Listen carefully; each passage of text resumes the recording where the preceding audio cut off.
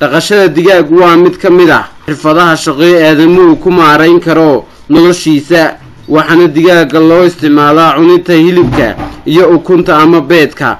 haddaba daawade, waxaa jira dad iyagu ka ganacsada shaqada digaaga si noloshooda ay ugu maareeyaan.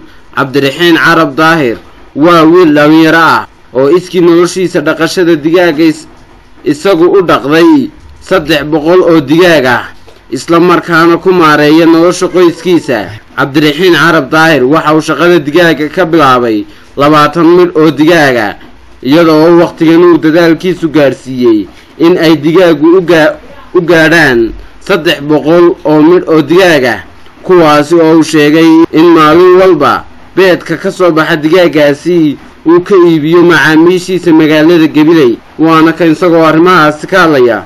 igu kaliftay horta dadka dhalinyarada isku hadaf ma qaybo ka adarkaysa inay tahriibiyaan. ani markaa waxay igu kaliftay inaan dalkayga wax ka qabsado, aan wax kala soo baxo. markaa dhalinyarada saaxiibada ee waxaas ku jirta si uga baxo oo dalkeena wax laga qabsan karo ama wax laga heli karo aan u tuso ayay igu kaliftay. alxamdulillah rabbil caalamiin waan dhaqataan waan bilaabay igu kaliftay. maanta waa ka ilaa 300 oo digaaga aan hayo oo aan ku dhaqo. kabacdi beedka waan meherada badan ma iibgeeya wasi aan xawaash oo kale yaan iibgeeya meherada tukaanada badan ayaa igu xiran geeya.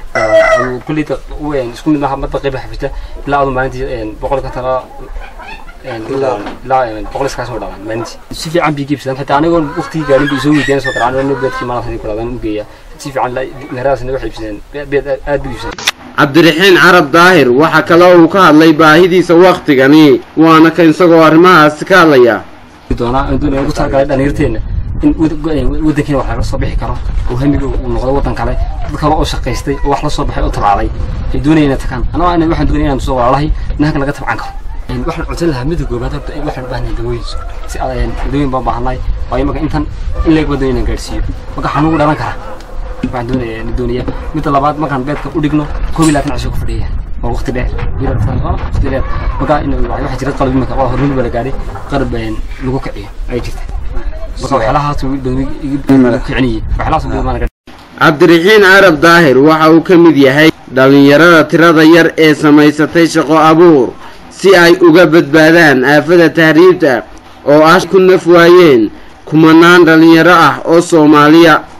waxaana uu dhalinyarada ugu baaqay in ay samaystaan shaqo abuur, waana kan isagoo arrimahaas ka hadlaya. u baaqi lahaa horta halkan lagu carreeyo waa nin wadankiisa dhistay oo ka shaqaystay sooma marka ugu dadin lahaa in wadankeena aan ka shaqaysano aan dhisano marka lagu soo yaacay. laakiin haddaan ka yaacno aqli ma wadankeena ka yaacno ma dhalinyarada ka tusana in gobolkeena wax laga qabsan karo atii la dhisto ku soo yaaci karaan in tusana.